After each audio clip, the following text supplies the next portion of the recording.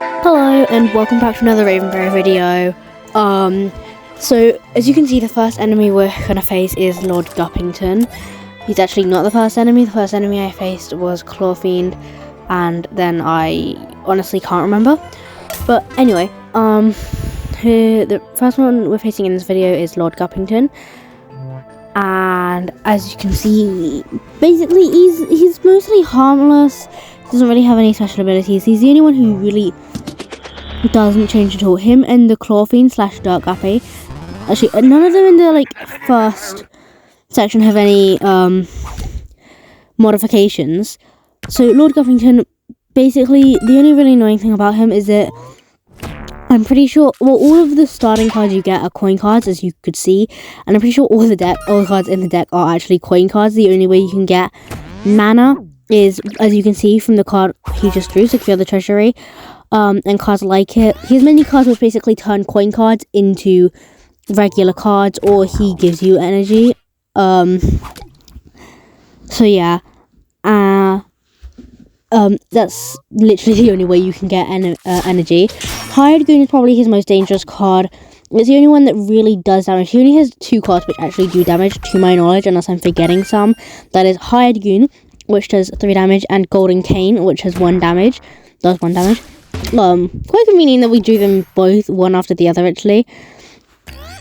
And basically, the aim of the game is to clear the deck of cards, in case you didn't already know and haven't played Solitairica before. Oh yeah, this is a game called Solitairica. It is one of my favourite games in the world. The aim is to clear the deck of cards, as I said. And basically, you do that by...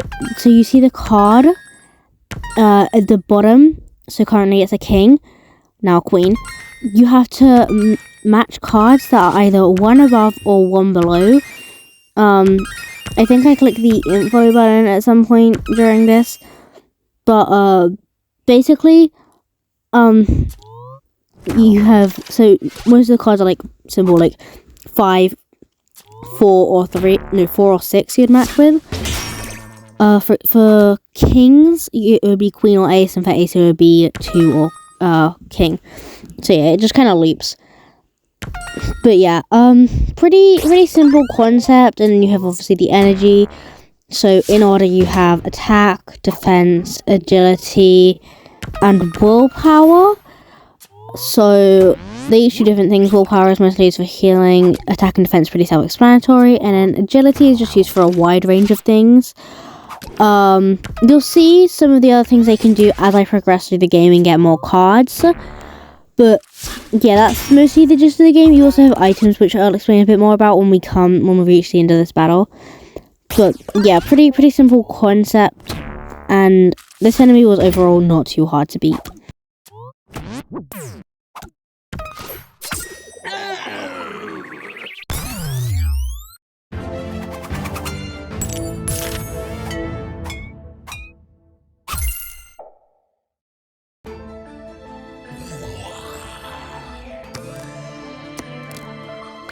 Okay, so as you can see, the next enemy we have to beat is a humongous gremlin.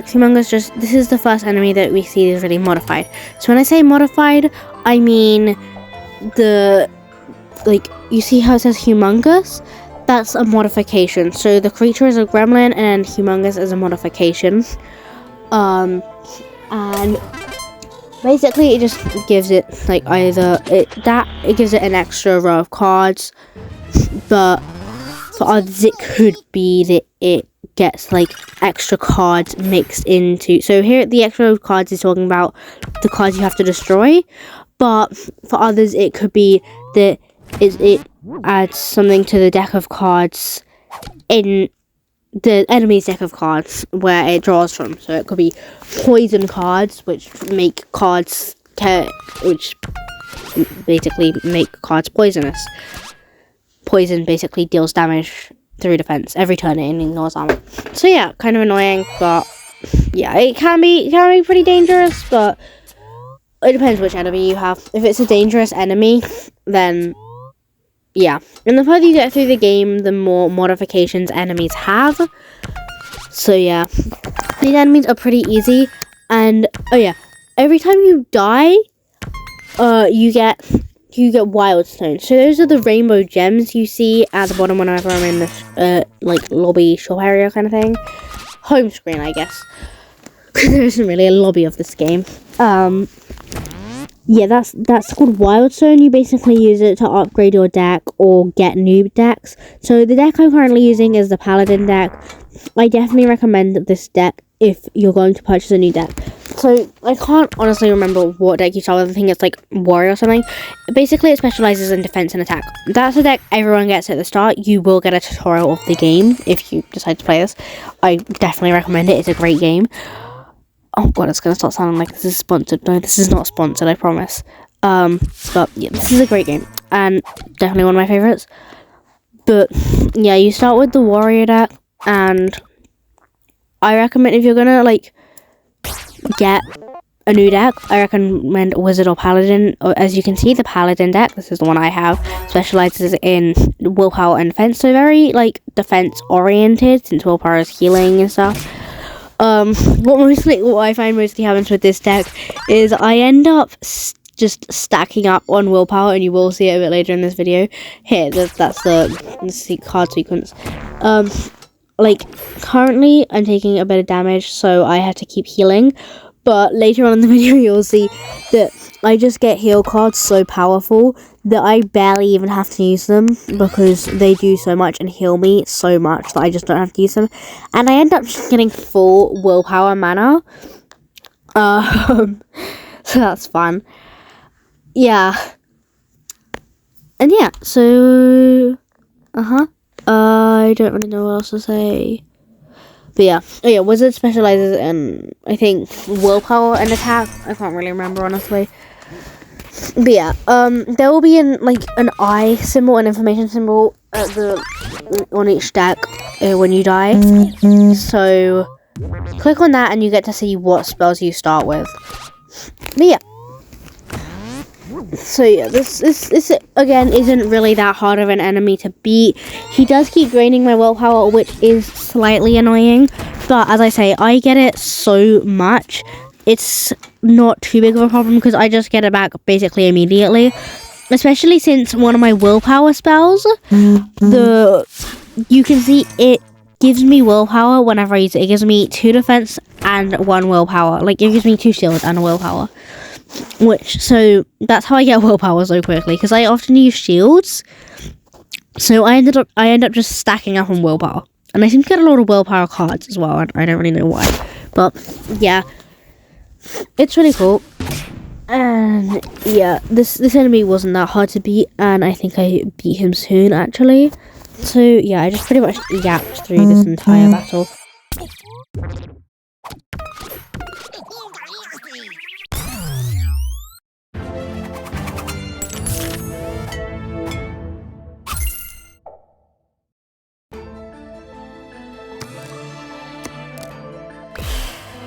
Okay, the next enemy is a Beard Thrix. Again, Thrix is a creature and Beard is the, like, modification. So, this is a really good card actually. So, this is the kind of shop where you can buy spells and items. And, well, I don't even know what I just bought there. Oh, I bought the stun spell. Okay, I think. I don't even know. I can't remember. But anyway, Beard Thrix. Beard basically means that... So, cards have a chance to be bearded. And the creature can make them bearded. As you can see. And basically, all that means is that the card can take an extra hit if you decide to... So, when it's matched, it doesn't have any effect. But it takes an extra hit if you, like... kill it with something. So my attack thingy, a spell. So basically, if I was to do that, if I was to use that to destroy a bearded card, it would take 2 hits instead of 1. That's literally all it means. Not too much of a hindrance to the actual gameplay, since most of the time you're going to want to be destroying cards through matching them as opposed to spells. But obviously that's what spells are for, to destroy cards. So you are going to be using them a decent amount as well. And the Thrix, the Thrix is just a creature that can naturally stun you. However, there are modifications that allow creatures that wouldn't normally be able to stun you. There are modifications that allow them to stun you. So, yeah, stunning is rather annoying. And I can't remember if it was this game or the last game I played that I messed up, and I was like, "Oh, it's okay. I'll just take the damage because I can just heal afterwards." Actually, I think it was the last game, and I completely forgot that the enemy would also stun me, so I wouldn't be able to heal immediately afterwards. It's okay though. I didn't die. I mean, obviously I did die, but not in that battle. So yeah. But anyways. So yeah, the Thrix, it isn't too bad of a enemy. It's not really that hard to beat. Honestly, like, it actually is, the scurry ability is pretty helpful, because aside from the fact that I'm already full on willpower and I really don't need any more right now, as you can see, it changes agility cards to willpower. So, you know, that's pretty good for me, because willpower is one of my strengths. But, yeah, and I just use it here to get rid of the last 2 cards. See, that's not something you'll see me do often, but I sometimes do use it to finish battles. Like, if I have 2 cards left and I can use my heal ability to just destroy them, I will just do that. So anyway, the next enemy we have to face is the Hungry Hugbug Warrior. Hugbug is the creature, and then Hungry and Warrior are both modifications. Hungry basically means that if it's hungry, it will be weak, and if when it attacks us or bites us, it basically becomes stronger. So as you can see, I just put something on hold. That's because I couldn't afford it straight away. What that basically does is I can hold it for 10 coins, and it basically just ensures that it'll be their next shop. So when I will be able to afford it next shop, I can buy it then. I'm debating whether to buy the spectacles here, but in the end I eventually decided not to, because kind of like Fancy Pass and Dandy Spot, it's a one-time use, meaning overall it's not going to be that hard. And I know from last game there's a better item that I'll just get if it comes up, where it just decreases all stuns that the enemy gives me by 1. So if it stunned me by 1 turn, I wouldn't get stunned at all, and that applies to all stuns throughout the round, or whenever you have that item equipped, which I think is much better than, than only blocking 1 stun per enemy. I think that's just so much more useful, and sure, I could just replace it, but I'd rather save my money. Oh, right. So Thorny cards, as you can see, the prickly ability just made my king become thorny.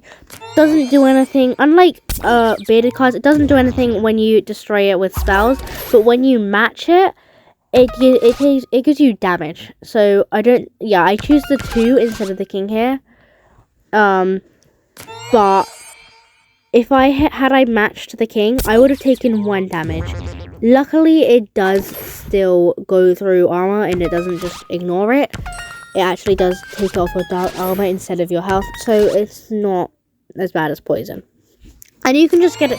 So if you have a creature or an enemy that can make cards thorny or poisonous, then you might want to save your damage cards and magically attack spells for those. But yeah, this enemy was a little harder than the last ones, but overall it's not that bad. This is probably one of the more dangerous cards that it has, but it's really not that bad. As you can see, I had more than enough shields to defend it. Oh yeah, this is the most dangerous card it has. This is because it's a warrior.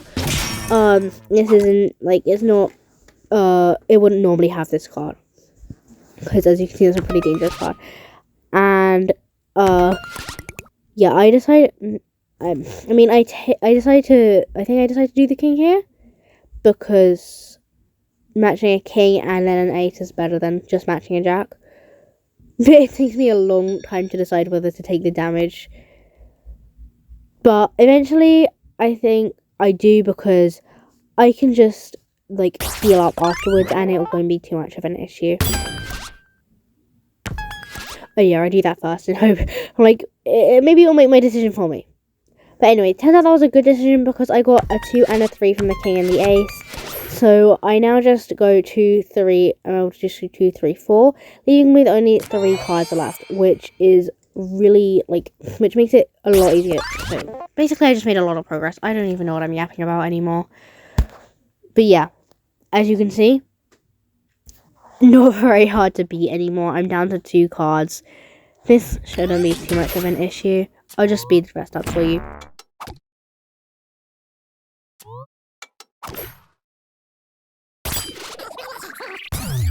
And yeah, that only took another 15 more seconds to beat, although I sped up with 2 times speed, so it'll be less for you. But yeah, that did not take much longer to beat as I expected. So we're now on to the Meadows of Madness. Oh wait, no, it might be the Bland... Yeah, the Bland Lands. The previous one was the Meadows of Madness. But now on to the Bland Lands. So again, it's only 1, potentially 2 modifications over here. And as you can see, the card I held last time is here, which is good because this is a really good card. And it's basically just my current Righteous Aura card, but better. It's a little more expensive, but that really isn't that bad. I think I end up just swapping that out. Yeah. So I now have 3 cards which cost defense energy, but other than that, it's not too bad. And I end up buying this one as well since I still have 2 free item slots. So yeah, and that's a pretty good card. Basically, now every time I draw a number 2 card from my deck, the one at the bottom, then I'll get healed by 2 health, unless I'm already in 12 or 11. The only thing I find about this is that I tend to get it when I'm on 12, full health. Full health, that was not full health. And it's completely useless. And then I get damaged, a turn later, and I'm like, why couldn't I have gotten that just now? But anyway, so yeah. It's kind of a bad timing, but it still helps occasionally, so I tend to get it whenever I can. There are definitely better items to get though. I end up just stunning him here because I used my perceive spell, and I think I got a 6, and I knew I could make a good amount of matches with that, so I only stunned him because yeah. This is a slightly annoying spell, but it doesn't, or ability thing that he has, but it doesn't attack me directly, which is good. It just makes the battle a bit longer, and slightly more risky, because more time for me to lose health. Anyway, wherever I can, I do to, I can't really do much more here. Whenever I can, I do to save my shields for the more expensive shield spell, since it's better. It gives me 2 willpower instead of 1, and it gives me, I think, 4 shields instead of 2. It's either 2 or 3 shields. I can't remember. I think it's 3. I don't know. Anyway, yeah, it's a pretty cool spell. I think it might be specific to this deck as well, but honestly, I don't even know.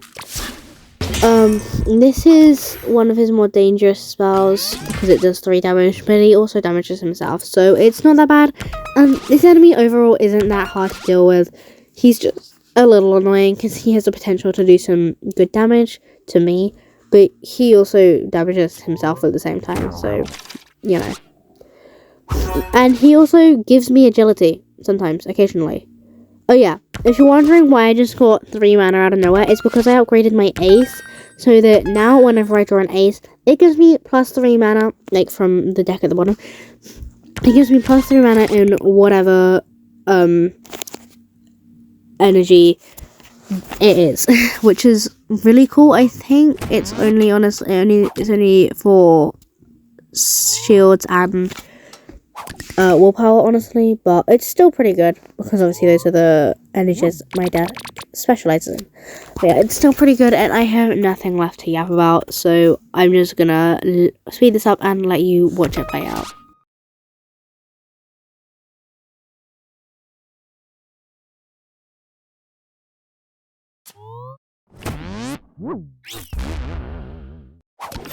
Never mind, I forgot this happened. I'll just explain enrage cards right now, quickly. Basically, what enrage cards do, they don't do anything to you passively, like poison, but every time the enemy attacks, they also do 1 damage each. So as you can see, he did 3 damage here. So each of those raging cards also did 1 damage. So I took 6 damage in total. So you want to destroy those as quickly as possible if you get them. And again, I took 6 damage, which is not the best considering I'm on 6 health, but I'm able to heal myself pretty quickly. Anyway, I don't think I'm decently certain there's not much more of note now. So I'm just gonna let you watch this. But yeah.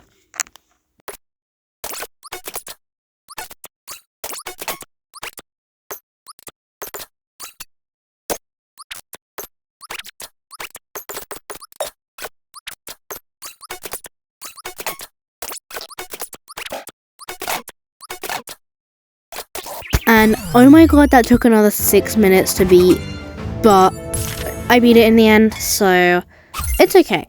And the next enemy we have to face is the Raging Man-Cat, and yes, I can see this ahead of time. Levitating Ice Man-Cat. Sorry, I've got the Raging Man-Cat so many times before, I'm just so used to saying it. Right, levitating, as you could probably saw, he evades cards by he evades attacks by mirroring cards. There we go. Oh yeah, I'm here by the Smith's Hammer because it's just a leather patch but better, and I'll probably end up replacing the leather patch at some point because I now have the Smith's Hammer. And anyway, what was the other modification the Man-Cat had? Oh yeah, ice. That means cards have a chance to be corrupted with ice, basically meaning they take 2 hits instead of 1, whether you deal with them with spells or by matching. They just basically have 2 lives essentially. I think we don't get any here. I know there is at least 1 match I do where I get either ice or armored cards like at the start in the starting like handout layout thing that I have. But yeah, so again, this guy isn't too hard to deal with. The yarn flails are rather annoying, but I get a turn to prepare for them. And actually, I realized I haven't actually yet explained the time cards. So as you can see on this card, it has a little timer symbol with a 1 next to it. That means it has a cooldown of 1 turn before it activates. So when you draw it, it doesn't do anything, and it doesn't do anything until you draw again. On your next turn, then it activates.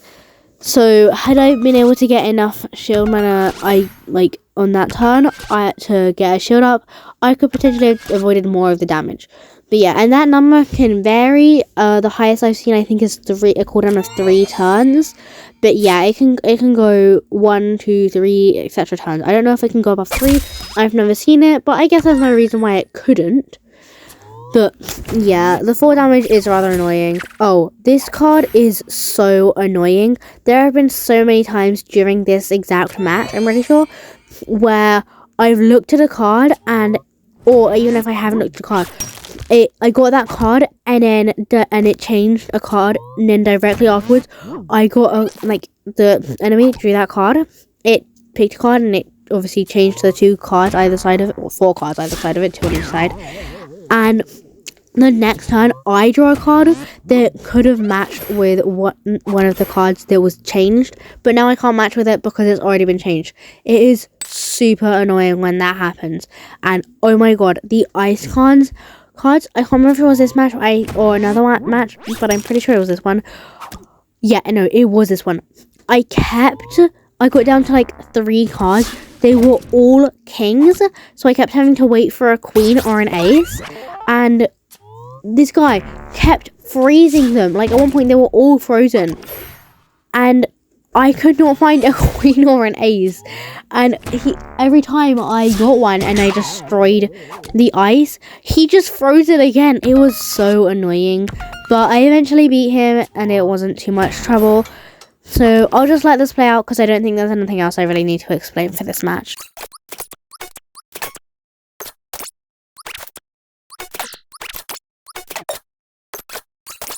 This is what I was talking about when I said I had 3 king cards all frozen and he kept refreezing them. It was really annoying to deal with, but I eventually got past it, so.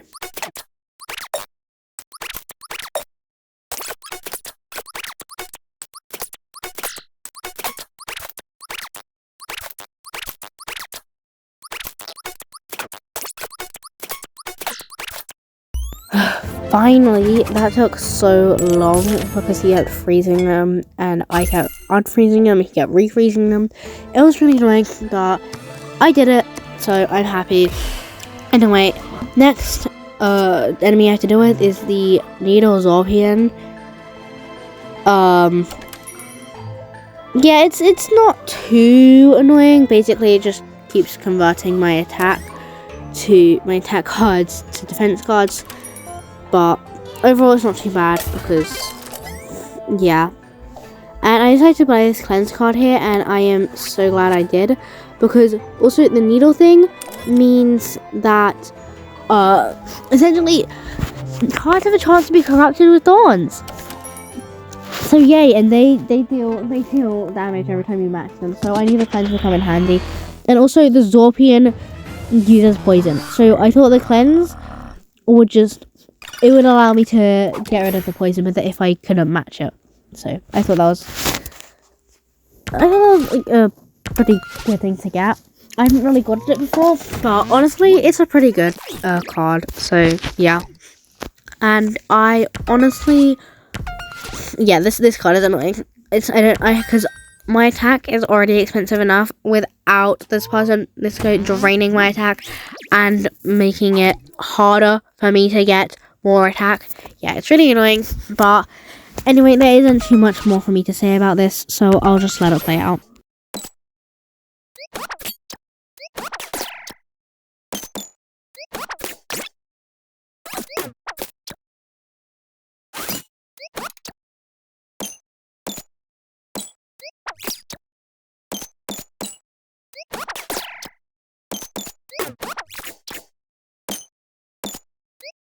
Okay, I know I said there wasn't too much more for me to say, but you see that symbol on the Choking Aroma card?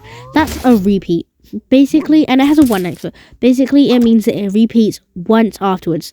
So, kind of like time, it's not really though. So, it goes once you draw it, and then again when you on the next turn. So instead of drawing another card, it will repeat the same card, which can be super annoying, especially if it's a bad card. But it's not the worst, so you know, like it could be a lot worse. And I think the most I've seen for this one is 2, so it can repeat up to 3 times once on the turn you get it, and then again twice more. Yeah, it's super annoying, but it's not the worst thing in the world, so, you know.